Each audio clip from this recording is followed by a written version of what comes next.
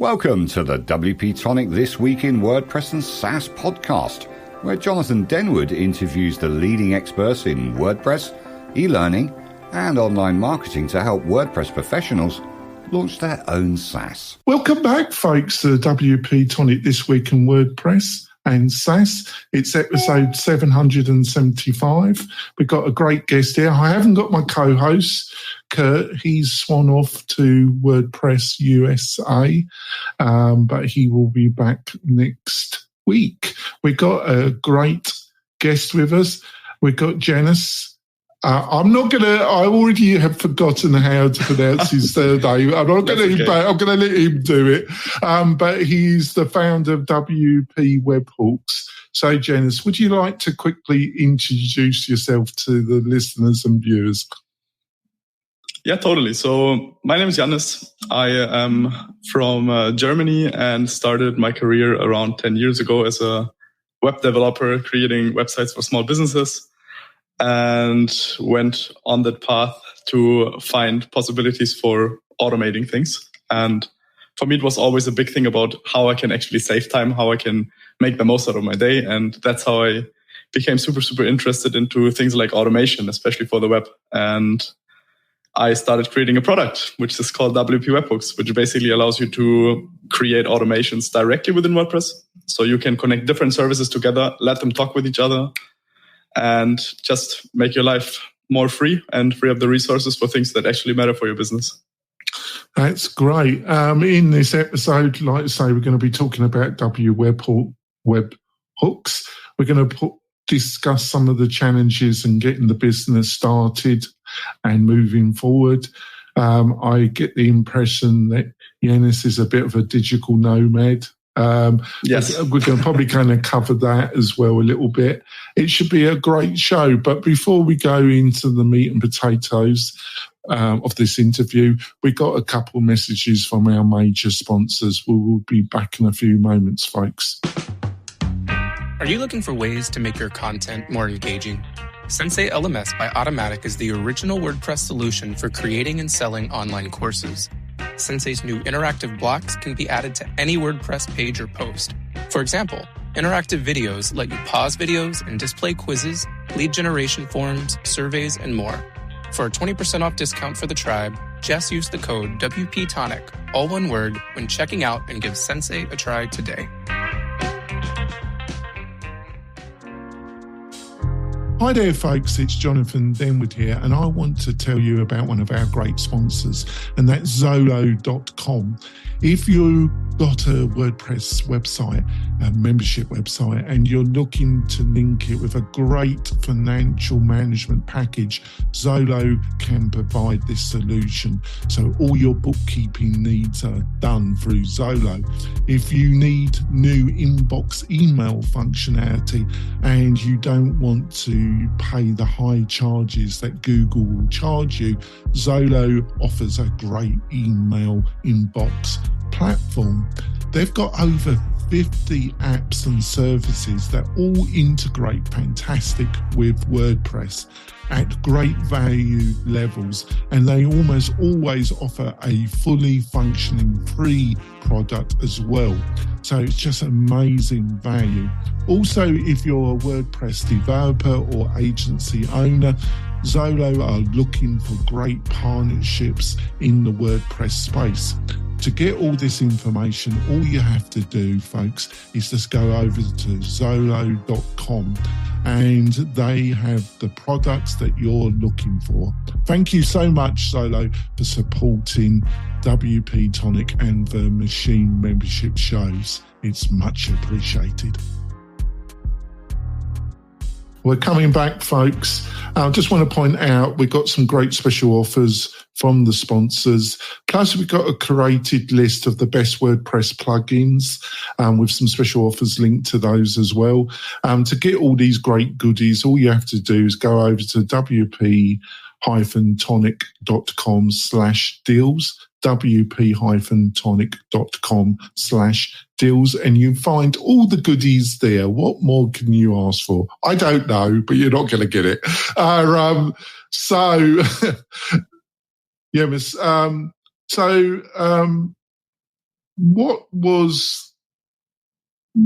why did, I think you touched it with your quick intro, but what was the synopsis around the early days of WP Webhooks? What problem did you think you solved? And was you looking at other solutions, or did this come on your radar and you were looking to build a plugin business? What's the origin story that led you down this path a little bit? Yeah, got it. So initially it was more of an internal project of something that I needed for one of my clients. And it was more about giving some kind of push notification from the website whenever someone was sending a form back then, as well as when a new user updated a post, because I needed to control those kind of things. And I didn't see any solution on the market that could do that out of the box. So while developing this feature, I thought to myself, like, hey, why not just make a plugin out of that and give myself the possibility to use it and others the possibility as well, and have the benefit of them extending it as well. So we all benefit from it. And this is also where the name comes from, WP Webhooks. Right now, it's way more than that. The webhooks kind of went a little bit more into the shadows. So they're still a core part of our product. And for the people who don't know what a webhook is in the first place, it's basically the possibility of sending a request to a specific website whenever some event happens. Let's say a user logs in, you can send a notification. An email was sent, a shortcode was called, a website was visited, whatever.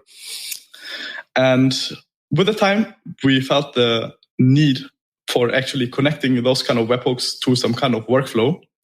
So it's not just that we wanted to send data, but we also wanted to receive data. Let's say we wanted to create a user from somewhere else on our website.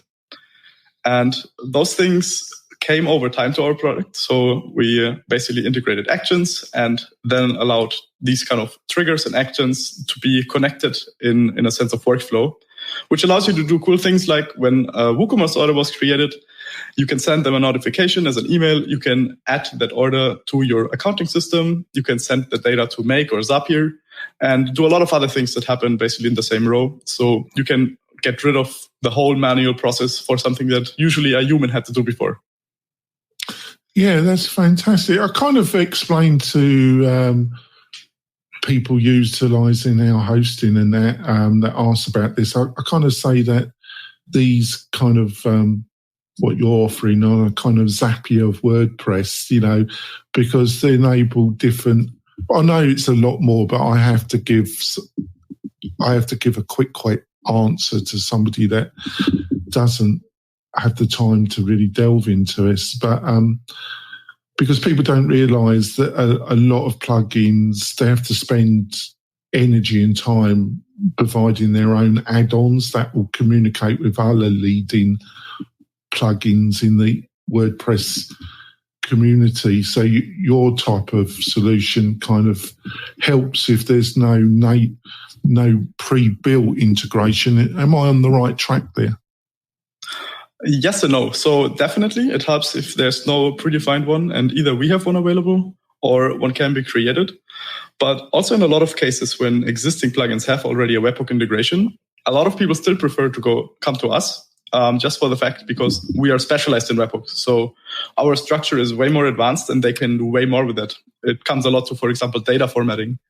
If a specific webhook sends the data out in that format, it's usually something static if it's not manually adjusted. So with our plugin, we have predefined features to kind of allow formatting, to allow mathematical formulas and those kind of things. So in the end, still a lot of people come to us if they're looking for some more freedom in adjusting the data that actually comes through. All right. So what have been some of the significant challenges you faced in developing the plugin and the marketing that have come on the radar that you didn't initially anticipate on your journey? Yeah, so the biggest part is probably that WordPress is so decentralized. So there's not one global marketplace where you can list your stuff. Of course, there's Code Canyon and those kind of things, but they also support mostly everything. And if you look for a specific target group, there are not many options than literally reaching out to people with cold emails or making ads or making SEO. And that is what I went for. So our plugin basically completely grew organically through SEO, which is something we specialized on. So we took some more complex approaches like programmatic SEO to just get our name out. And that is how we have been marketing since the beginning.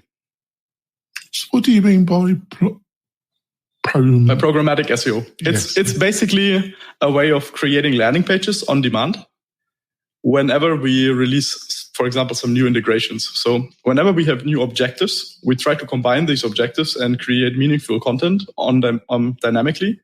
That is, again, being listed on our website. So Google can find it and can list it for specific keywords. Yeah, I follow what you mean. Oh, so that's been the main driver, traffic from Google, basically, using... Yes, Google, Bing, mostly any kind of search engines, or as well Resource Hub, for forums. There's everything that kind of comes through organically through SEO or social networks. So would you say that your plugin is really aimed at the kind of WordPress professional kind of implementer, designer, developer? Is that, or what have you found the audience? I'd say it's more for the power user. Mm-hmm. So if you have never heard of webhooks or about JSON or just in general about connecting different services together, it might be a bit difficult, especially because we just have a very advanced setup. So you are very flexible and we don't limit anyone to do only a specific thing. So if you are aware of how WordPress works in like the basics, to know that a post is part of a custom post type and that you have a basic understanding of when a website is called, this and this happens, then it's definitely not an issue to use our product. I mean, we also have a fully fledged documentation that mostly covers everything we offer within our product. So it's a very straightforward process, I would say. And obviously, you said about the competition, because you have got like 2 to 3 main competitors in this sector. I don't know if you agree that, you've got Uncanny, there's another one, and I think Adam Pazier has their own. There's probably even more than that. Did you ever... Obviously, you always got to make a decision. If there is no competition, that suggests that there probably isn't a market for your solution. But how have you tried to make your solution a little bit different, or have you not bothered? Do you think there's things that they don't provide that your solution does? Yeah, I'd say it's definitely a market where multiple products are in. So you're completely right for that. I would say everyone serves like kind of a different purpose. We are not, I'd say, for the very simple flows, but more for people that really look to automate as much as they can out of a specific workflow or something that they couldn't achieve before. So we are working, for example, as a difference with the full payload of the data that comes through. That means if you send, for example, a whole user information through from a different website that comes to your WordPress website, and you want to use that data within our product, you can use every single bit of the data and format it in any way possible. And this is, for example, a thing that is not possible with most of those plugins.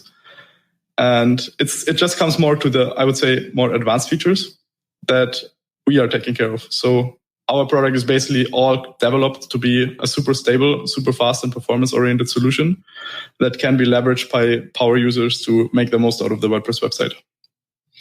Are there any kind of particular industries, have you observed any data that, you're getting people from a certain industry, a certain type of individual that seems to be attracted, or is it so diverse that you're not being able to make any coherence of where the customers are coming from?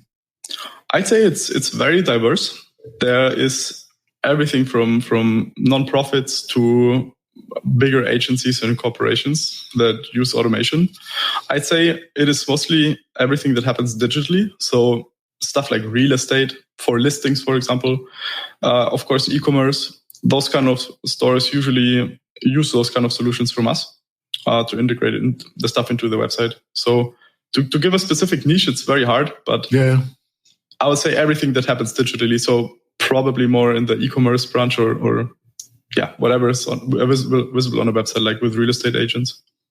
Yeah, so it seems like it's kind of like you say, it's the power user, it's the developer, that type of individual that it's got complicated kind of automation needs and maybe looked at some of the other competitors and it hasn't satisfied them and they're finding a home with your plugin. I think that's the synopsis I think you're writing out here.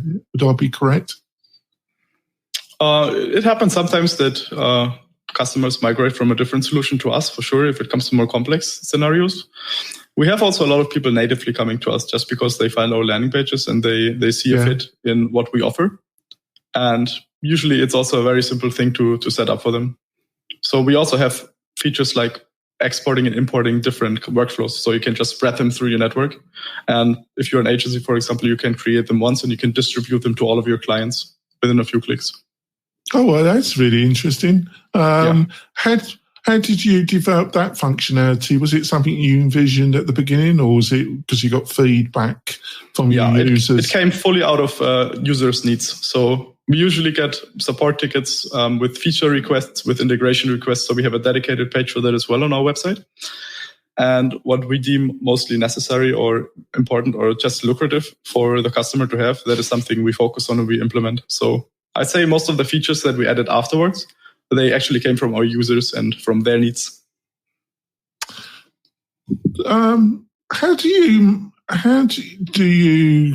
balance like what you've just outlined? You know, you got input, a feature request, and you looked at it.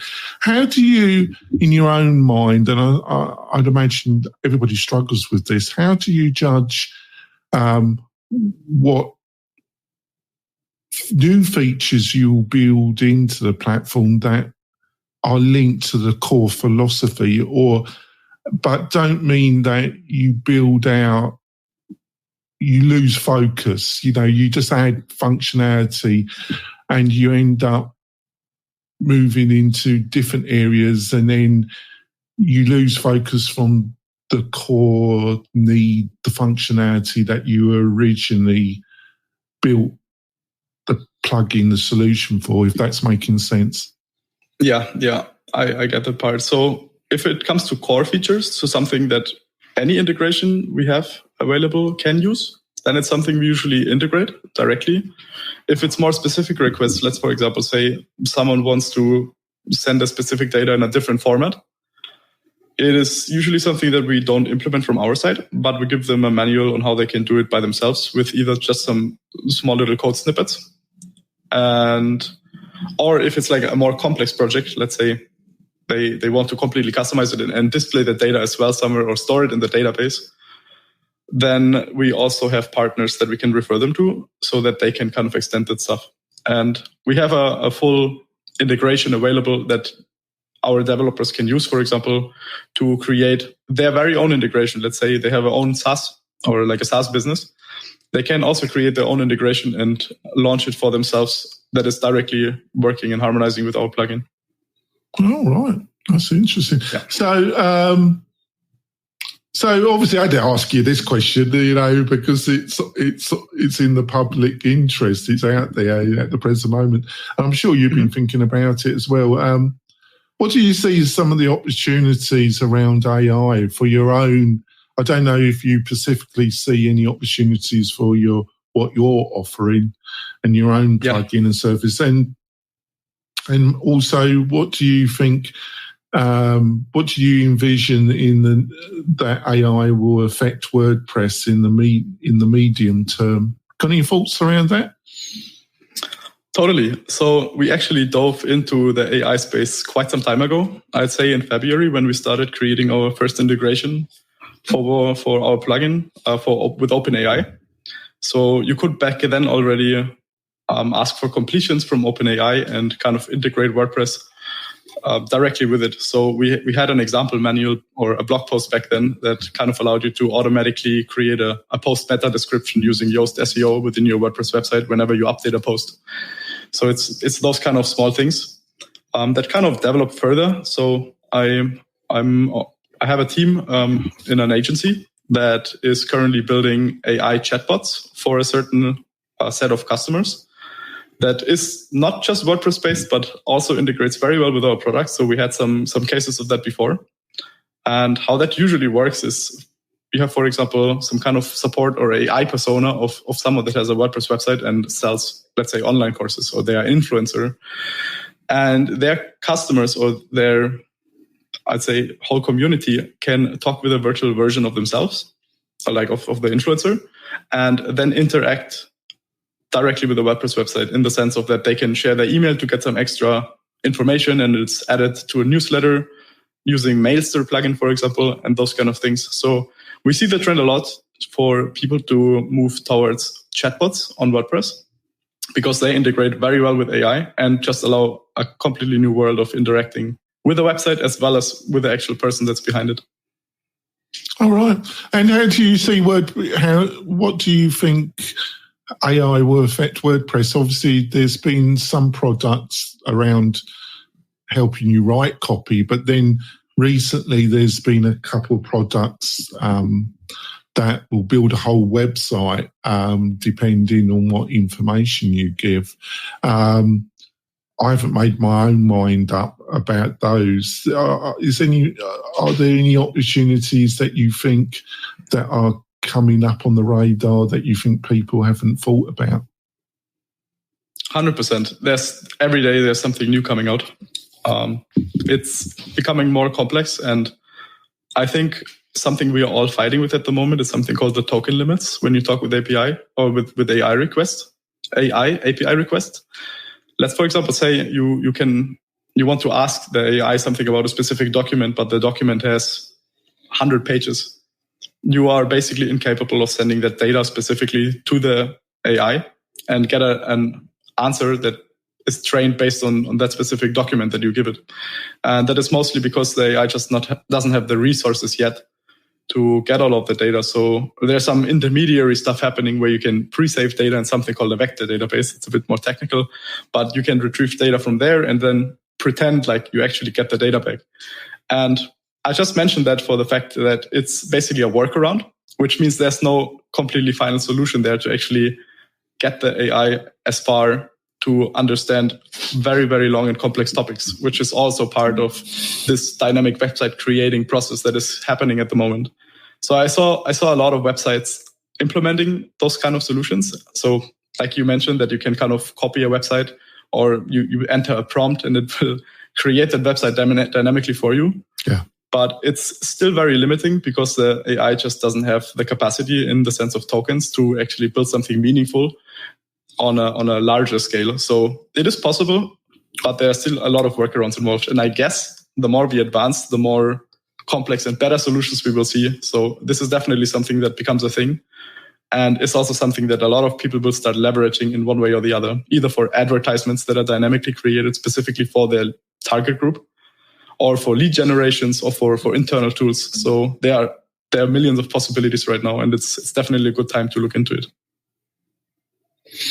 Yeah, I see where you're coming from. Do you know? I'm struggling here a little bit because there's two sides to the coin here, and I kind of oscillate back and forth.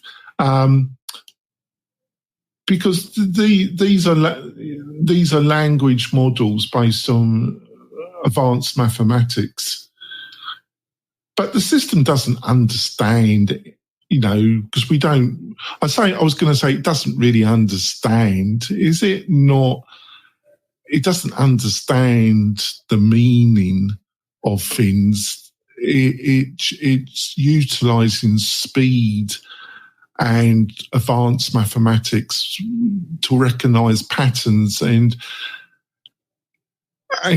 one word after the next word in context of a ever more advanced pattern. Is that? Hopefully, I've explained how I see it. Am I on the right track there, or am I missing something very easy to understand, because I'm not the bluntest tool, but I'm not the sharpest either. So. Yeah, so if it comes to language models, it's usually something that mostly only very big corporations do because they have the funding for it. Yeah. What happens behind the scenes, and I think that is what you're referring to, is that contextual, like the meaning of a specific sentence. So the AI, like a language model itself, basically understands things already pretty well. It can make reasons, I would say, pretty much accurately, especially what we see from OpenAI. Where the issue comes, it's also again related to this token length. So if we are storing big data, for example, in something like I mentioned, the vector database, it works in a way using mathematics, cosine functions usually, to find the nearest patterns to some vector that you give it as an input. So let's say you have the word dog and you want to find it. You kind of run this through something called embeddings within OpenAI, and you get this kind of vector numbers back. And with those numbers, you can then search the closest other vectors in that space, or in the side of that vector database. And depending on how you configure it, you can get the first, the third, the fifth, or the 10 first closest vectors to that and return them in a response, which means this AI doesn't have the full knowledge about the whole document, but it just has access to the X amount of closest vectors that you give it to it. So yeah, thanks for that. I was following what you explained that, because obviously it's very technical and you've got a much deeper knowledge than I have. But you explained that so I could follow it. But the only thing I wanted to point, I did interrupt you slightly, and I apologise. No worries. But I get back to what the problem, not a problem, but it doesn't understand the document in a human kind of way. But I don't, with the limited research I've done, we don't really understand how people learn things. Well, we have indication of best practice and what works with different types of individual depending on their own. Are they visual? Are they auditory? You know, there's different styles people have. But I don't think we fundamentally understand why one person can learn something where another person really struggles. We have vague ideas around IQ, but even when I did research about the foundations of IQ, I was surprised how much of the foundations were based on what I consider to be pseudoscience. Which surprised me. So I have even, I won't say concerns, but IQ tests, because I did some research about its historic foundations. And like I say, I was shocked by how much, in my opinion, it was based on pseudoscience. Can you see where I'm coming, or do you think I'm just going off on the bender here? Yeah, no, I fully understand where you come from. I cannot tell you exactly if it's different, mostly because we just don't have that much research about it, or at least I'm not fully aware of that. I can see that things become pretty reasonable from the AI standpoint, at least from the knowledge. The way it learns it probably depends on how it's trained, right? So I think the process where it gets interesting is to see the way how the language model actually trains or is trained. Through what kind of methods? And I can tell you there are two different types that I'm aware of, which is supervised and unsupervised. So it's basically like when a kid drops a cake on the floor, the way how you tell the kid it did something wrong or it did something right. It's something in that kind of sense. So I think in a lot of cases, we basically train the AI to tell it based on predefined inputs if something is correct or not. And it learns out of that. So that's one of the ways. The other ways is it has just trial and error, and it just tries something until it works out, which is also something we humans do. Yes. So I think this is commonalities within the language models. Yeah, I see where you're coming from. Thanks for that. I can see where you're coming from, because in some ways it doesn't really matter if it doesn't think like a human. It doesn't, because what you're saying is what really matters is the end result, doesn't it? Exactly, yeah. It's like the same with mostly every product. The end results matters way more than the actual journey. Yeah, right. Thanks for that. Well, we went on a bender there, listeners and viewers, but you know what you're getting in when you listen to this podcast. I like to go on to a slightly untrodden path. It's been a fascinating first half. We've got some more questions for Jannis. We're going for our mid-break, folks. We will be back in a few moments, folks. Hey, it's Spence from launchflows.com. If you've been looking for a fast and easy way to create powerful sales funnels on WordPress, then look no further than LaunchFlows. In just minutes, you can easily create instant registration, upsells, downsells, order bumps, one-click checkouts, one-time offers, custom thank you pages, and best of all, no coding is required. For as little as $50 per year, you can own and control your entire sales funnel machine with LaunchFlows. Get your copy today. This podcast episode is brought to you by Lifter LMS, the leading learning management system solution for WordPress. If you or your client are creating any kind of online course, training-based membership website, or any type of e-learning project, Lifter LMS is the most secure, stable, well-supported solution on the market. Go to lifterlms.com and save 20% at checkout with coupon code podcast20. That's podcast20. Enjoy the rest of your show.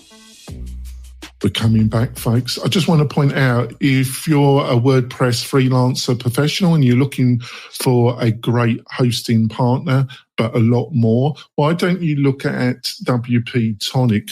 Not only do we offer some great partnership incentives, we also are a great support partner if you're building membership or community websites or any other complicated website, especially if you're a freelancer designer. To find more about what we offer, all you have to do is go over to wp-tonic.com/partners, wp-tonic.com/partners, and you can find out more there, and you can book a chat with me and we can see if we're a good fit to become a partner. Please do that. So on to the next. So what are the plans? What are the schemes? What is the outline for world domination when it comes to marketing automation in WordPress for WP Webhooks in the next 18 months? You know, it's a difficult question because obviously you don't want to, there are stuff that you've got to keep to yourself. But is there any possibility you can peel the curtain slightly to tell me maybe some of your medium or, some aspirations that you would like WP-Tonic to do in the medium term? If it comes regarding to our product timeline, I'd say we just do what we do best, which is creating new integrations and making the product better. That is, I'd say, like as easy as it gets. But is there any kind of medium-term vision where you would like to move the product for, bigger vision that you would like to move it? Or are you just concentrating on just getting more and more functionality that works for your user base at the present moment? Yeah, exactly. We care mostly about our users. Our end goal is not to have like a bigger vision at some point to turn it into a SaaS. It's already a pretty successful plugin. And we just want to make sure to get the most out of it. So the more we can optimize, the better and the stronger we can make it, the more we can just take over of the market and bring our customers something that they can actually enjoy and use for their product or their business.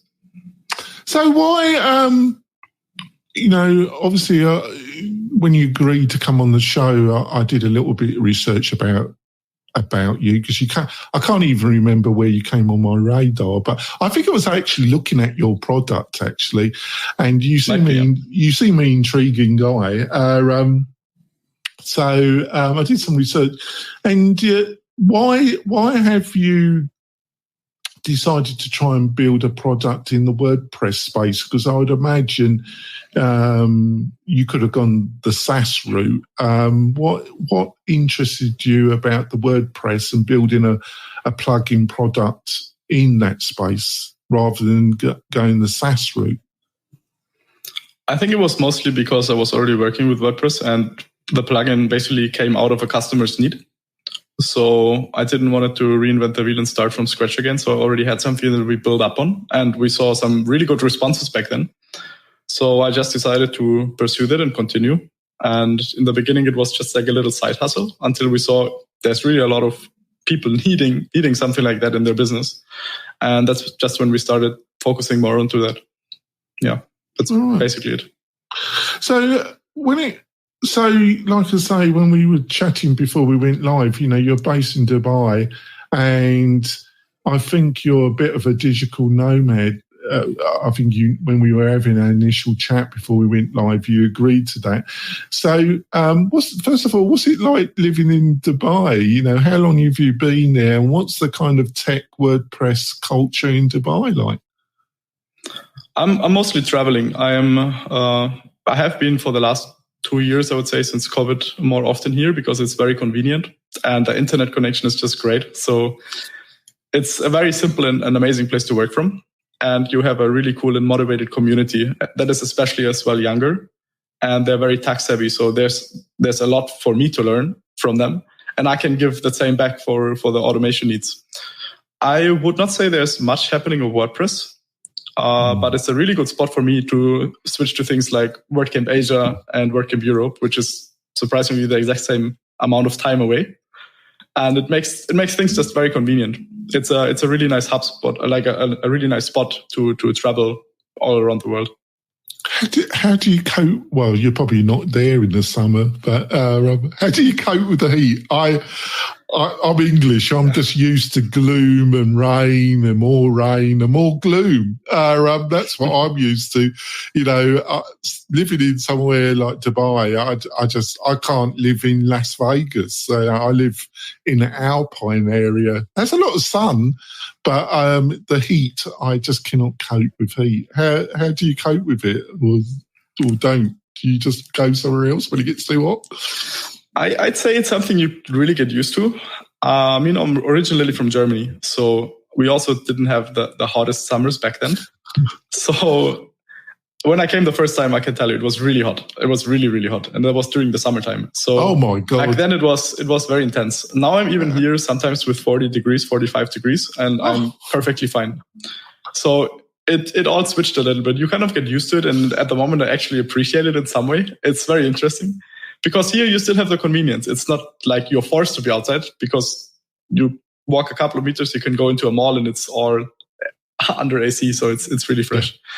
And it's just a convenience here that makes the heat very standable. So it's not a big issue. I'd feel way worse off to be, for example, in Europe in some older historic city and knowing I go to a coffee shop and there's no AC inside and I know I have to sweat nevertheless. So here you at least have the choice. So how long have you been a kind of quasi-digital nomad then? I'd say around 8 years. All right. So I've been traveling quite a lot. So what are some of your, obviously people ask me consistently, what do you like about England? What do you like about America? Did you not like England? And the truth is both countries I've spent a fair bit of time in. There's different aspects of both cultures and countries that I like or don't like. So some of the places that you've been, are there like 2 to 3 that are on your favourite list that and maybe you can tell us why you liked them? Oh yeah, 100%. So I'd say my favorite country is Montenegro. Oh. Because it's very versatile. It's super close to Europe, and you can go from the Mediterranean coast with ocean and olives and fresh fish to the real mountainside, up to 2,000 meters in the mountainous area. Everything's green. You can ski. It's just such a big switch that you can get within a 2-hour drive, which makes it for me very attractive to just get different inputs whenever I want to. And the people are insanely friendly there. It's just one of the best places to be. And I'd say as a second country, probably Afghanistan, as weird as it sounds. But their nature is just crazily incredible. It's very much untouched. The history is very, very interesting. And it's not just sand like you expect, but they actually have mountains to ski as well, all around the year. So it's a very versatile place as well that I can definitely recommend to check out. Sorry, I lost. What was that last country? Sorry, Afghanistan. Afghanistan. Yeah. Right. When was you there? I'll be asking. When did you visit that? It was shortly before they removed the US troops, so it must have been 2021. Did you not feel at all? Did you not feel at all slightly worried about your personal security by going there? Not really. Being kidnapped, basically. Yeah, it's a thing that you hear often, but to be honest, I'm not more scared than I am when I walk through London or some other big city in Europe or anywhere else. It's usually the people that you choose to be there. So if you have a guide or someone that knows the local people, you're in pretty good hands. And I'd say it's very rare that something is happening there. And we even did road trips, so it's really not that bad as the media always presents it. Yeah, I can see where you're coming from. Yeah, I can understand it. So, how long was you in Afghanistan then? We haven't been too long. I would say a bit more than a week. Oh, right. Yeah. Right. But I do understand. I have some people that I know that served in the American Armed Forces that spent a number of years there, and they said they pointed out that it's extremely diverse, the different tribes. And one factor they pointed out to me is because Alexander the Great and the Greeks actually, there are certain tribes in Afghanistan that are lightish in complexion, and you can actually see that, and blue eyes, and they said it's very diverse, the different tribes and different populations. Is that something you found as well? About the people, not really, but the history definitely. You can find the old abandoned cities from that empire time back then of Alexander the Great. So you have tons of ruins that you can visit, crazy paintings as well. You also have cities, I would say, cut into stone. So you basically live on a cliff, and inside of the cliff they have the houses and everything. It's really crazy place, but insanely beautiful and really has a lot of history, especially about the Silk Road parts. All right. So I didn't expect you to say that one. All right, there we go. You made Montenegro sound really fantastic as well. So, what are some of your biggest influencers? People, books, people you listen. We all have a few people that if they post something, or they've got the latest blog post, or they've got the latest podcast that we will listen to. If it comes on our radar, are there any one or two people? With what I've just outlined that you follow that you like to tell us about? There's quite a lot of things happening. I mean, I would say generally everything in the tech space in AI world, I'm usually following either on Twitter. Where do you find the time though? It's all about automation, right? It's all about how you actually structure your day. So I try to work as less as possible to get the most outcome.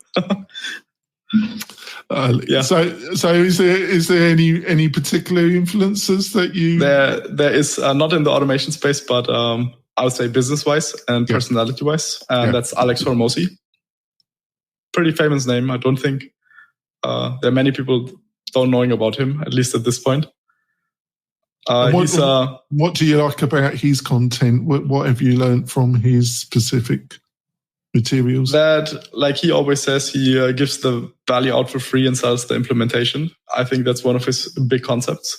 So everything that you need to know about business is something that he teaches for free in a way that just makes more sense from like from anyone else I ever heard it from.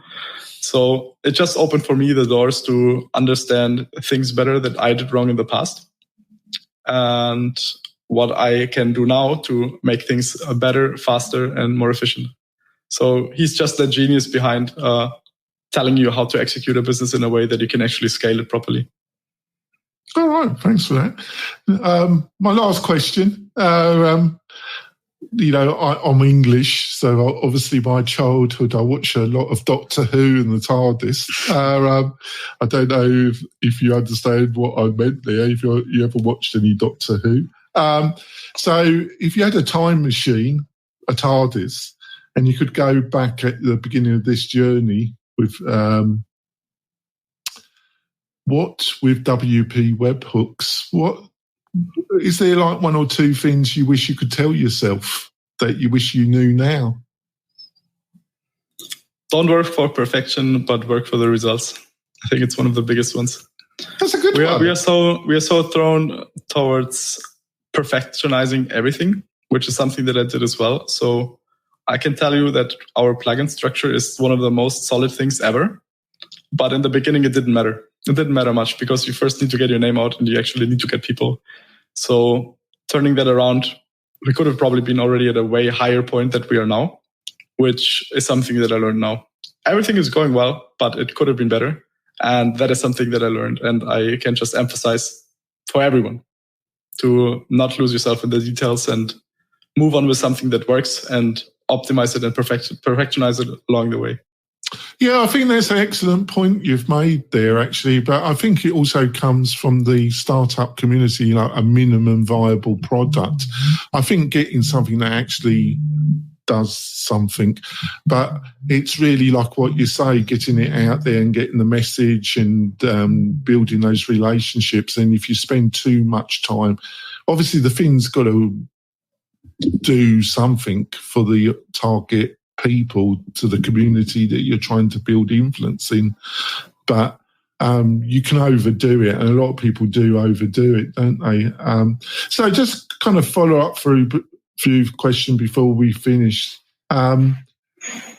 What's your sense about the WordPress community in general? Obviously you live at the present moment, you're based in Dubai, and you say it hasn't got a big community, but you're probably online with all your automatizations. Where do you think WordPress is in the larger sense in 2023? What's your sense about where it is and what's happening to it?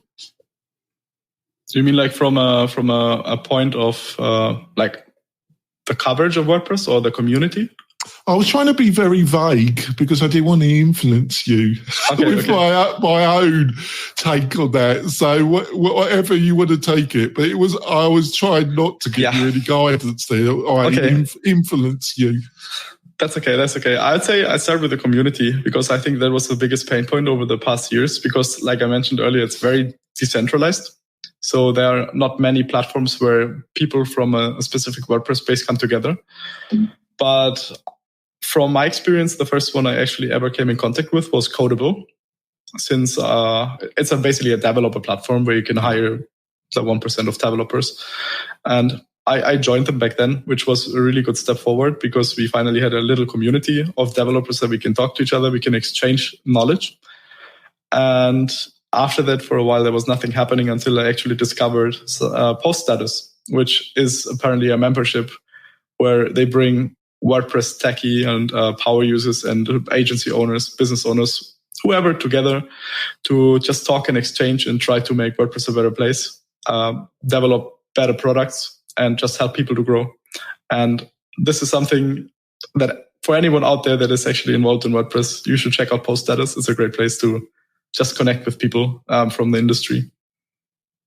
Yeah, it's a great, it's a great platform. I think they got a little bit upset because I made a very English sarcastic thing that I wouldn't join it myself. But I'm not a developer. Well, I was a while ago, but I'm not now. So it would a lot of the comments. Well, I don't know. Maybe I should try it. But they do great things, and I wish them well, and I am supportive. So. What's the best way thank you for coming on the show. It's we've gone pleasure. We've gone some different directions, haven't we? But what's the best way for people to find out more about WP Webhooks and also maybe if people want to find out a bit more about you and your thoughts and that? Yeah, so for WP Webhooks, they can just visit us on our website, either wp-webhooks.com. If you Google the same name, you will mostly also land on our page. If it's about our automation agency where we help customers to automate their processes within the business, it would be Integraticus.com. It's the exact same writing. You will find it as well under WP Webhooks anyways. And for me, I'm mostly active on Twitter. So if you just drop in my name in Twitter, you will also find me and just the things that I'm doing. That's fantastic. I really enjoyed the chat. Likewise. Oh, thanks for that. We will be back next week. We've got our round table show next week with should be a great discussion. And then we've got some great guests in September. I can't believe that we're at the end of August here, folks. It's just flown by. The summer has just disappeared. But I'm just thankful that I'm not in Dubai because I don't. Jannis tried to paint a good picture, but I think I would literally melt. We will be back next week with another great show. We'll see you soon, folks. Bye. Bye-bye. Hey, thanks for listening. We really do appreciate it. Why not visit the Mastermind Facebook group? And also to keep up with the latest news, click wp-tonic.com/newsletter. We'll see you next time.